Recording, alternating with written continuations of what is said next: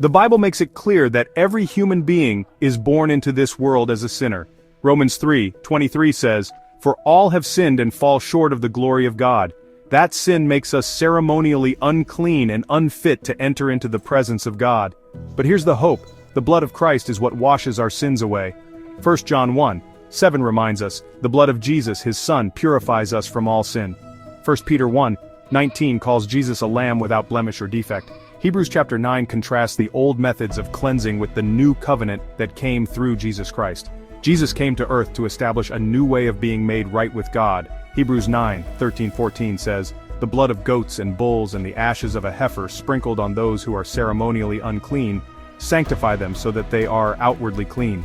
How much more then will the blood of Christ, who through the eternal Spirit offered himself unblemished to God, cleanse our consciences from acts that lead to death, so that we may serve the living God? When I, through faith, apply the blood of Jesus to my unclean soul, God pronounces me clean." Titus 2:14-5 remind me that Christ washes my sins away. He places my sin debt upon his own Son and declares me righteous in his sight.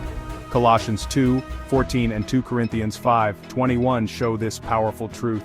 God chooses to forget my sin and remove it far from him, as Psalm 103:12 says, "I am still a sinner in practice but righteous in position.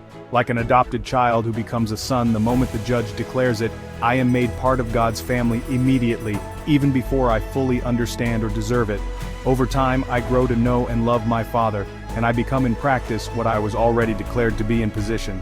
So it is with us. Our sins are washed away the moment we place our faith and trust in the saving work of Jesus. Acts 2:21 says, "Everyone who calls on the name of the Lord will be saved." Over time we grow to know and love our Father, assimilate into our Christian family, and become in practice what we've already been declared to be in position.